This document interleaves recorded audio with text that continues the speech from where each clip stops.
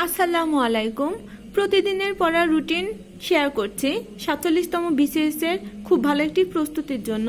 তো আমরা এতদিন বাংলার সাহিত্য অংশটা পড়েছি, কারণ সাহিত্য অংশ থেকে বেশি প্রশ্ন আসবে। যেহেতু সাহিত্য অংশ আমাদের অনেকটাই পড়া শেষ হয়ে গেছে, কারণ যেই টপিকসগুলো থেকে বেশি প্রশ্ন আসে আমরা এই টপিকসগুলো কিন্তু পড়েছি। এর জন্য এখন ব্যাকরণ অংশটা পড়ছি, কারণ যদি আমরা শুধু সাহিত্য অংশটাই পড়ি তাহলে আমাদের কনফিডেন্স লেভেলটা অনেক কমে যেতে পারে। শুধু সাহিত্য থেকেই তো আর পরীক্ষায় প্রশ্ন থাকবে না। কারক এবং বিভক্তি রেখেছি বাংলার জন্য। আপনাদের অনেকের মনে প্রশ্ন হতে পারে যে বিসিএস এর সিলেবাসে তো কারক বিভক্তি নেই, তাহলে কেন পড়বো? এ বিষয়েও আমি বিস্তারিত আলোচনা করব আজকের ভিডিওতে। By the way, turning point with Fahiya YouTube চ্যানেলে আপনাদের স্বাগতম। এখানে আপনারা পাবেন job circular, job exam notice, job exam suggestion এবং জব প্রিপারেশন রিলেটেড বিভিন্ন ভিডিও। বিসিএস এর সিলেবাসে কারক বিভক্তি না থাকলেও কারক বিভক্তি থেকে কিন্তু মাঝে মাঝে প্রশ্ন হয়। এর জন্য এই টপিকসটা খুবই গুরুত্বপূর্ণ। সাধারণত একটি লাইন দিয়ে যে কোনো একটা অর্ডের নিচে আন্ডারলাইন করা থাকে এবং প্রশ্ন হয় যে এই শব্দটা কোন কারক বা কোন বিভক্তি। এর জন্যই আপনারা সাধারণত বিভক্তির একটা ছক আছে যে কোনো বইয়ে, ওই বিভক্তির ছকটা মুখস্থ করবেন এবং কারকের সংজ্ঞাগুলো মুখস্থ করবেন। তারপর আপনি যদি বিভক্তির ছকটা মুখস্থ করেন এবং বিভিন্ন কারকের সংজ্ঞা মুখস্থ করেন, উদাহরণগুলো কয়েকবার পড়েন, তাহলে এই টপিকসটা সহজ মনে হবে। অনেকেই এই টপিকসটা পড়তে ভয় পায়, অনেকের কাছেই কঠিন মনে হয়। বিশেষ করে দুইটি কারকের মধ্যে সবার বেশি সমস্যা হয়, অধিকরণ কারক এবং করণ কারক।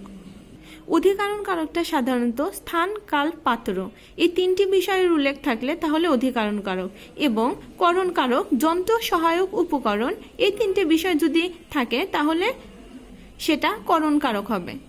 যেহেতু কারক এবং বিভক্তি বিসিএস এর সিলেবাসে নেই, কিন্তু এই টপিকসটা থেকে প্রশ্ন হয়, এর জন্য আমি আজকে কারক বিভক্তি রেখেছি। আমি আগেই বলেছি প্রতিদিনের নতুন পড়ার পাশাপাশি আমরা পুরাতন পড়াটা রিভাইজ করব, যেন আমরা পড়াটা ভুলে না যাই।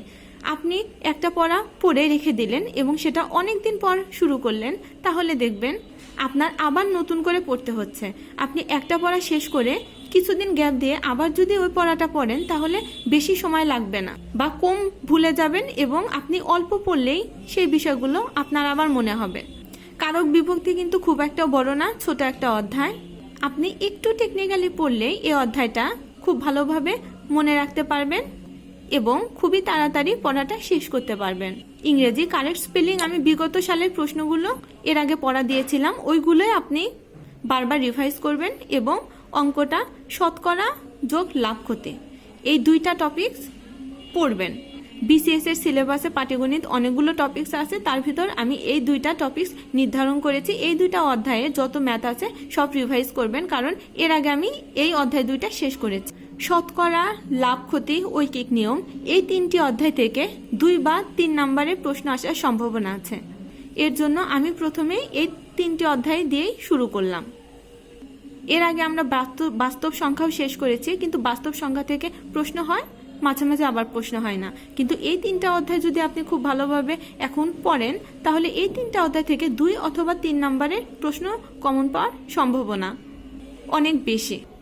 আমার ভিডিওটি ভালো লাগলে আমার ভিডিওতে লাইক দিয়ে প্লিজ চ্যানেলটা সাবস্ক্রাইব করবেন। আর আমার ভিডিওটি যদি মনে করেন আপনার ফ্রেন্ডসদের জন্য হেল্পফুল, তাহলে অবশ্যই আমার ভিডিওটি তাদের সাথে শেয়ার করবেন। ভিডিওটি দেখার জন্য ধন্যবাদ।